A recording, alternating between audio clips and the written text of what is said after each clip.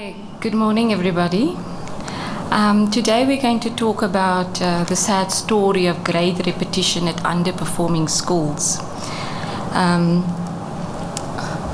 As we know, the South African government has expanded access to schooling with near universal primary school education.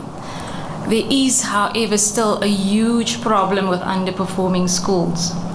An underperforming school is categorized as failing to achieve a grade 12 pass rate of more than 60%. A strategy for learner attainment was developed in 2004 to reverse this trend of underperformance, but despite this intervention, very little has changed. Our research is primarily based in the Western Cape, where we looked at underperforming schools, and through our analysis we distinguish between a type 1 underperforming school, which is performing against the odds, we call the type 1. Type 2, we categorize type 2 underperforming schools as just getting by, and then there's the type 3 underperforming school that's categorized as non-functioning. Two schools that were underperforming were merely getting by. There was not necessarily a good synergy between the principal and the school management team. In fact, in most instances, it was the deputy or the school management team that was actually running the school. No targets were set for learners. The administrative systems were functioning but not very efficient. And there were also a host of other variables in terms of curriculum management that wasn't done as adequately as what it could have been done. A third of our schools were actually not functioning at all. This is the administration block from one of the schools with the photocopy machine on the floor. So this is an indication of a school that's completely broken down in terms of its systems.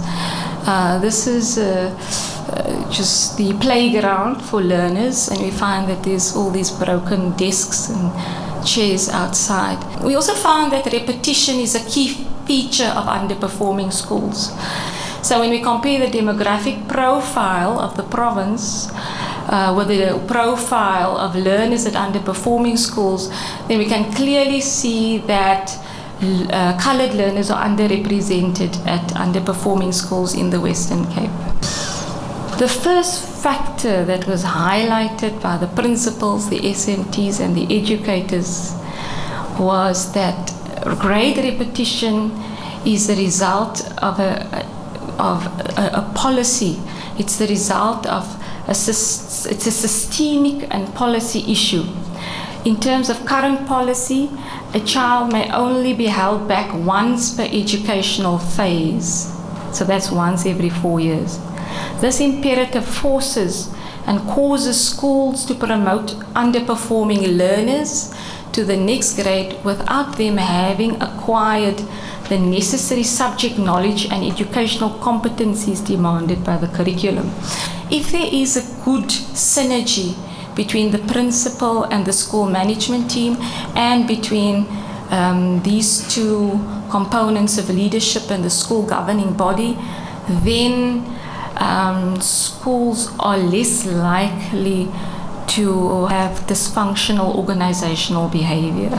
The language of learning and teaching was also found to be a key contributor to higher rates of repetition. Overcrowded classrooms are a huge problem at underperforming schools. What I want to highlight is that the pupil-teacher ratio in most underperforming schools was in the mid-40s and 50s.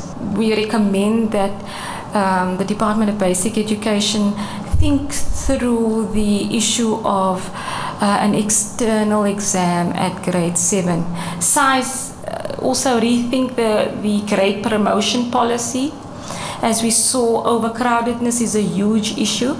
Make the language policy work for learners, strengthen leadership and management at these schools, and then number 7, building a bridge, acting back on environmental challenges.